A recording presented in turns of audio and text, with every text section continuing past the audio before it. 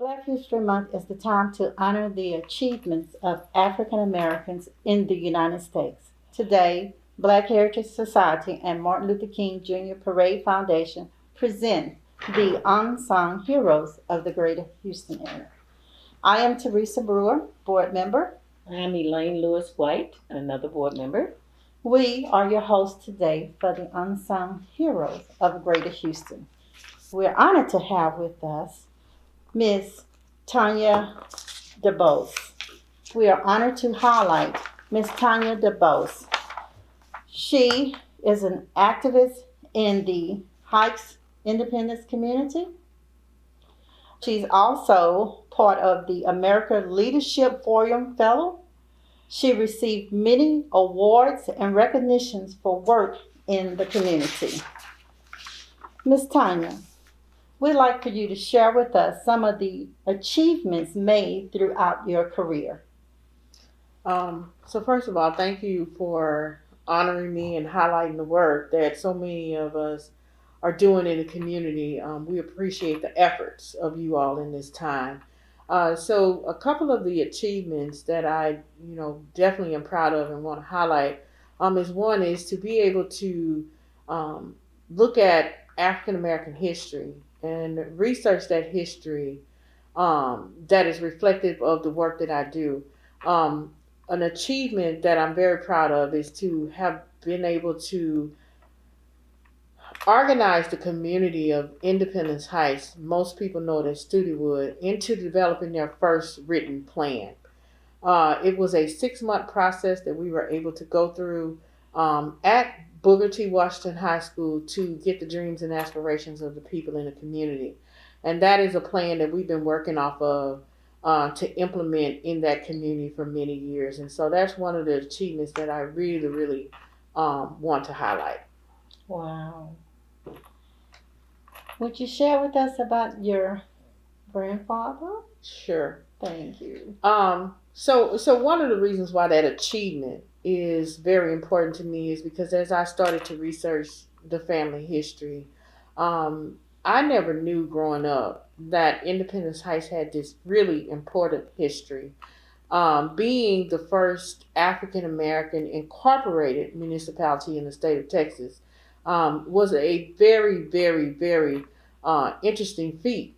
And so as I worked with my pastor and learned more about the people in the community, I began to learn about the buildings, the places that we see that are dilapidated and old. And they started to take on new meaning because I started to learn what those buildings meant and what they were. As I did this research, a couple of friends of ours started to honor our seniors in the community. We started to look at people's histories, and somebody handed me the copy of my great-grandfather's deed. He purchased his home in Independence Heights in 1924. He had come from Wharton, where his grandfather had been enslaved, and he moved into the Houston area and was able to purchase a property in 1924. I'm very proud of that because I am an extension and a 5th generation descendant of the people who started the first black city in the state of Texas. And through that, it really empowered me to see that as we did this work in community, that we honored the history of who these people were. We honored what this place really meant, and that everything and anything about it, we wanted to make sure that it was documented so that future generations would be able to connect with that history. And so it has been a long journey to doing this. And what we've also been able to do is inspire others to start to look into their history, to learn about their ancestors who first came to this place known as the first black city, and starting to share that information with the future generation so that that history will never be lost. Yeah. That's great work. And even today you want to bring the youth, the young adults to get involved. Share with us about that process. Sure. So we see now in the time of George Floyd and post Sandra Bland and all the social injustice and racial justice work that's going on. And we see the young people get really, really excited. And they have a lot of energy that they, need to utilize in this movement. And one of the things that I always say, a movement ain't moving without young people, because we getting old, and and you got to have young people who have the energy and the legs to be able to do the real trench work that we've grown accustomed to doing, but now we need to be able to pass the baton to the next generation. Some of the things that I'm really proud of in the work that we've started doing is to really start to look at grooming the next generation, nurturing the next generation of people who can come in, know their history, and take on this work. Some of the things that we're able to work on right now is we are working across the state of Texas to look at other areas that might have some similar history as Independence Heights, which there are. Many people don't understand and don't know that in Louisiana, Grambling was the first city incorporated by African Americans. Mount Bayou, Mississippi, Hobson City, Alabama, and Edenville, Florida. You can go across the South and see all of these first Black cities. In 2019, we were able to get a Mellon grant where we brought together 6 HBCUs and 6 Black towns, where we went into those towns and we did the research work to start to discover who were those first families in those towns. And what that did was it brought a new generation of people to understand and to learn and to know about the history of these places.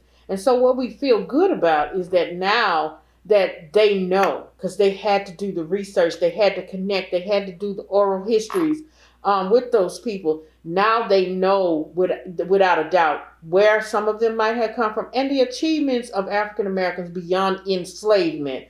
It wasn't all about lynching. It wasn't all about being put in jail. It wasn't all about that. But you had people who formed their own towns. In Independence Heights, we had 3 African American mayors. Wow. We had our own jail. We had the water company. We had our own infrastructure department. Down North Main Street were 40 African American stores.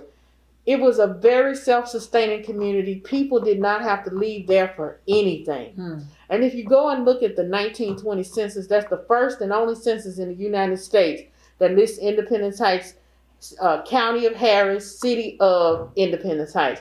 And you look at the rows and rows of families that made up the community at that time, and you will see they were teachers, and they worked at the railroad, and they did their own businesses. They had their own stores. And that's something to be very proud of.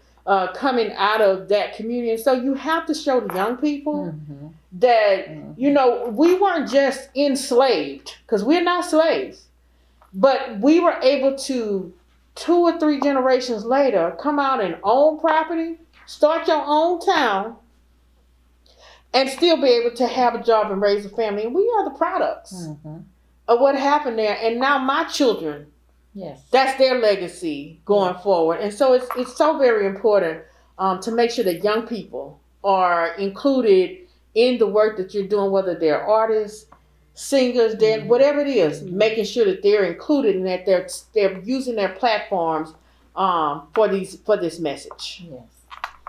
Wow. And we know that, you know, history, to know your history tells you where you're going. Isn't that the saying? What's that saying? What is that saying? To know your history, that tells you where you're going. Miss Elaine, you have any comments? If I had found out my relatives was that colorful and developing a city like that, because I can still see North Main growing up in the Studwood area, the beauty salon, the barber shop, and the shoe shop, and all that, the churches. People need to know that we was resourceful. We weren't just people that didn't have goals and deals like that. And people don't realize Independence Heights had its own drive-in theater. It was called Pioneer, right on corner 37th and North Main Street. Everything you needed, you know, was right there. And so these communities, 5th Ward, 3rd Ward, 4th Ward, Trinity Garden, Independence Heights, Pleasantville, City Gas, all those communities. All of these communities we came out of. And the work, some of the research that we're doing right now, we just got established the Harris County African American Culture Heritage Commission. And the reason why we were interested in establishing that is because there's a history that is deeper than Independence Heights that nobody knows. And we didn't think about when they were free, they had nothing. what did they do and where did they go? Everybody wasn't sharecropping.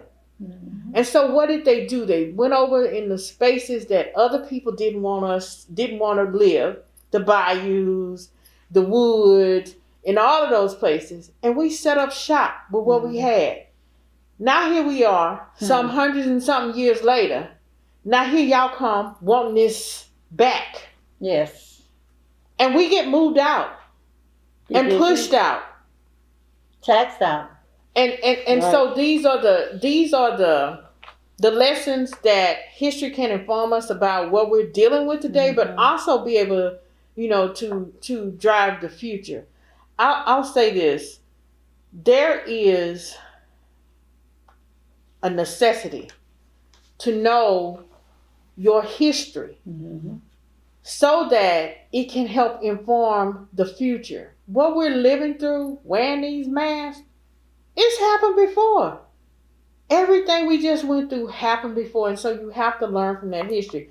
It is our goal in the work that we do to make sure that in Harris County, people understand that history, to make sure that Independence Heights history, along with all of the other Black towns, that their history is noted, and to make sure that the curriculums in the school books have to start to tell that history so these babies will know exactly about, who they are. Not who they told you were, but who you really are. And you can do it, because I'm living proof of my great-great-grandfather coming to this community. And so you don't get to tell my story. You don't get to hijack my narrative. You don't get to have to tell it through another lens. I'm going to tell it through my own lens because I know my history. I owe that to the next generation to make sure that they know, this history going forward. Last year in Juneteenth, we painted Black Towns Matter in the middle of the street in Independence Heights. Most people know we did that, but we replicated that across the U.S. and Canada. So it was a international initiative to bring attention to the Black towns that were created out of racial strife because they didn't want us in a certain place. And being able to put that in the middle of the street, we wanted to bring up feelings. We got people saying, well, Black towns, that's racist. Yes, because you didn't want us living next to you. So we went over here and we created our space and our town, and we live fine. And so that's why it exists. I didn't know until I was 40 about Independence Heights. We shouldn't make that mistake with the next generation. Exactly. And the neighborhoods that we grew up in, we felt safe in that neighborhood. We had no reason to go out of that Black neighborhood because everything we needed was there. You're right. It was all of that. And I think the deeper lessons in this from this day going forward, as we try to move past this post-racial injustice, environmental injustices that we're dealing with, we're going to have to keep being intentional about making sure that the conversations that happen in the room, we don't give people passes on describing it through their lens that doesn't really reflect who we really are. Yes. Our history and our narratives have been controlled by whites for so long till we don't even know our own history. And therefore it's really in jeopardy of being erased, both in the physical space as well as in the memory, because those people are passing away. Yes. Grandmama and them gone. And they knew before they came to Fifth Ward where their families came from. Yes. So now what we're trying to do with this work that we're working on in the county is we're trying to go from where Grandmama and them came from, and how and when did they arrive here, and who were all those people that arrived in Fifth Ward, in Fourth Ward, in Independence Heights. The thing about it is there's another side to it too. Because as Blacks, we need to do our job and realize who we are, and that everybody that's smiling, grinning in your face is not your friend and have your back. too, because just like they stick together, we need to stick together. Well, that's what created Black Town, unity. Mm-hmm. They got together. When the reason why Independence Heights was created was when the Wright Land Company started selling land to African Americans, because the wards were crowded. They started selling land to African Americans, and those African Americans who wanted to own land, because what people don't realize, it wasn't just about owning land.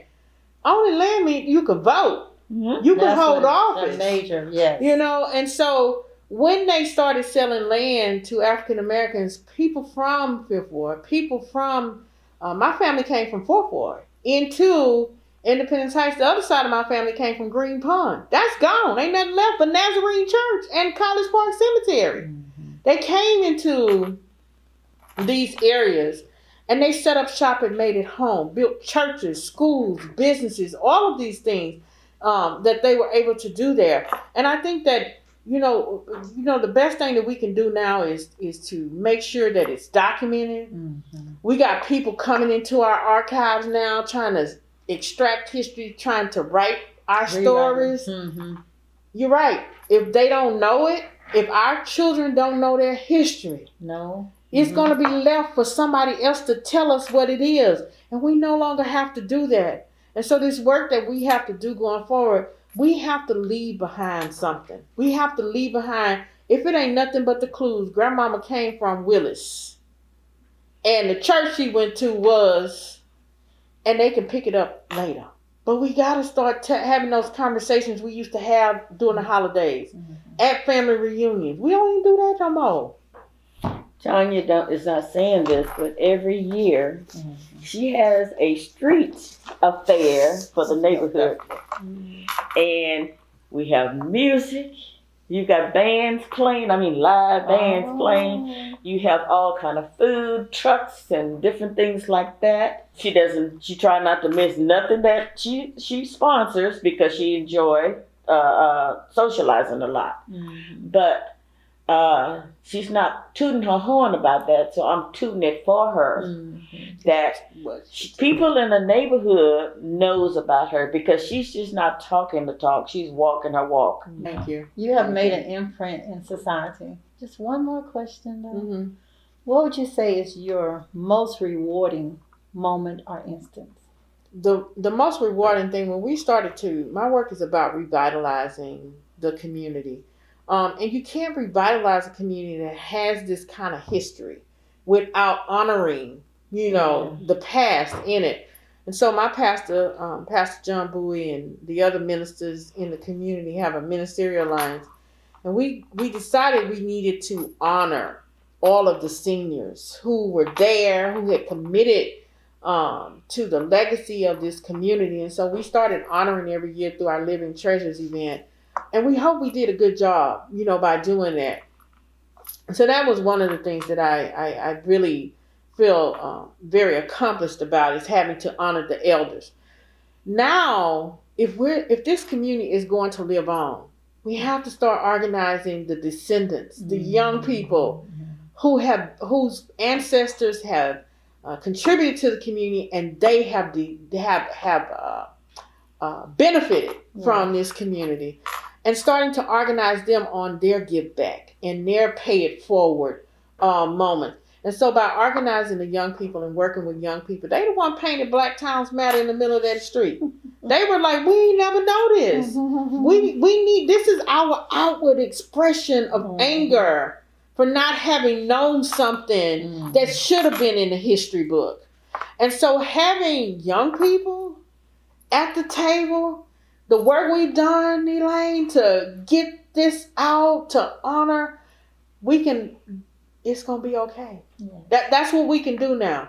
And so for me going forward, it is those two moments of being able to honor the seniors and to be able to have a new generation of people who are going to take this mantle and carry it forward. I was that for my pastor. He left here May of 2019. And to be able to work beside him and walk beside him and see the things that go. And if I hadn't had that spiritual journey, because one of your questions was, what are some of the difficult moments that we've had? And I will tell you this, it's not external forces, it's internal. Yes. Yes. It's the self-hate that we have been conditioned with. Yes. That allows us to not even recognize when somebody's trying to do something good for the community. And so people who know me, I got a suit jacket in the car, but I also have tennis shoes and jeans. Because you got to be able to speak both languages in a community. And so while I love my people, my cousins, my family and friends in a community, you do have people who come up against you. Mm-hmm. And sometimes it's because they haven't had your experience. Mm-hmm. You can't share everything out front. So sometimes the moment that you need to share, you can't. They get mad at you about it. And then when it's time to share, they go, oh, now I see. They're like, wow, we had to do it this way. And so people, communication, those are some of those difficult hurdles that we have to go. And then you have that external of people who want to help, good intentions, who come in and they want to do this and do that. And one of the things that the pastors always said to me, we don't need no more saviors, Tanya. We got enough of them, no matter what color. And so we just need, if you want to work with us, the door is open to work with us on our terms. This is our goal. That written plan that I talked about, this is our mission. And this is our script. So that if any of us are gone, you can pick up the script and know where to keep going with the work that we're doing in the community. When you talk about accomplishments, there's a lot. $6 million from Citgo to restore 300 homes in a community. $5 million in investment from Chase Bank and Local Initiative Support Corporation.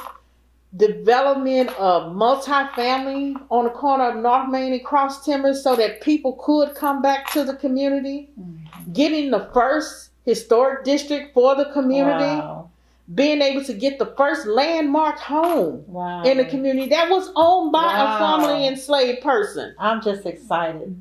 These accomplishments, they were going to close down our school, close our park down.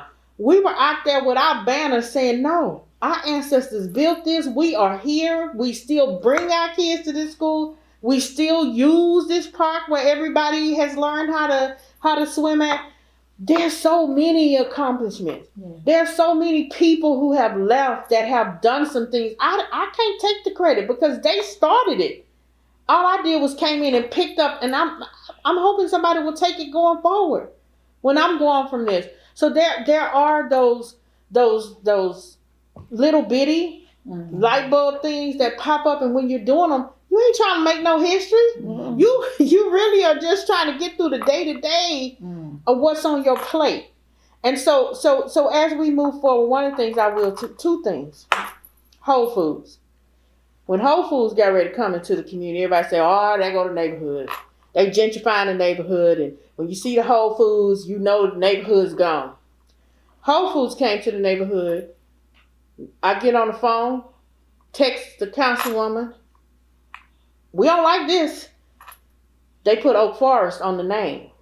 You right in our national historic district. On that side of the street. And so we had a meeting with the CEO. He's not from America. He said, I never knew this history. How can we make good on being good neighbors? Glad you asked. So now when you drive past the Whole Foods, you see a mural on the wall that says first black incorporated city in the state of Texas, 1915 to 1929. Oh. It's not always a fight. It's not always a struggle. Sometimes you get more beans with honey when you sit down at a table and you talk. Now our biggest issue is the I-45 expansion. Yeah, we're going to take up 8 lanes, now 20. And they're going to take up a nice chunk of our community. The issue with that, Teresa, is that in 1959, after my great-grandfather bought his house in 1924, he lost it because they bought the freeway 610 through there. He bought another house and moved on 38th Street. But here we are, George Floyd, Sandra Bland, all of these moments that we're seeing glaring in our face, and we go, you gonna do this again? To a black community and several others, because 5th Ward is in the path, 3rd Ward is in the path, churches are in the path. Yes. So rather than have to deal with resistance, we sat down at a table and had a conversation with TxDOT and said, this is our footprint. This is our heritage. This is displacement that will happen if you don't see things the way we're seeing them from this lens, on this side. This is our history that Texas will never get back if you wipe it out. Mm. The physical space is important because people need to be able to experience, history in its authentic environment, if it's possible. Mm-hmm. And so we are working with and making sure that whatever is taken will get back 3 times that much. And so that's another one of the struggles that we've had. Mm-hmm. And the biggest highlight that I can say here today is the National Emancipation Historic Trail. H.R. 434 got signed into law. Congresswoman Sheila Jackson Lee of the 18th Congressional District. It goes from Galveston, where they read the Emancipation Proclamation, comes into Dickinson, Texas City, Lamarck, Hitchcock, goes into 3rd Ward, 4th Ward, and then comes into Independence Heights. That trail will tell the story of everything we just talked about today in all of those areas. This is what happened beyond enslavement in Texas, and that's what the Emancipation Trail is. And so we're excited about that. Yes. About the future of that. Most definitely. Well, we thank you for sharing with the history. Many don't know that history, so this is probably new news to them. So, but as you say, let's know our history so we can move forward. Well, wrapping it up, Mr. Tanya, we want to thank you, Mr. Debose, for sharing with us and sharing with the community. And we can see your love for the community. We can see the hard work and all the achievements that you've accomplished. And we just want to say that we thank you for your contribution to the community, to the elderly, to the youth, to the community as a whole. And we value all that you do. This is from Black Heritage Society, Martin Luther King Parade Foundation, Unsung Heroes in the Houston area. Thank you. This is definitely an honor because I know the story of Obadiah Duncantail and what happened. Yeah. And so this is truly an honor in his spirit of what was done. And people don't even know that story. We're working on that. Good.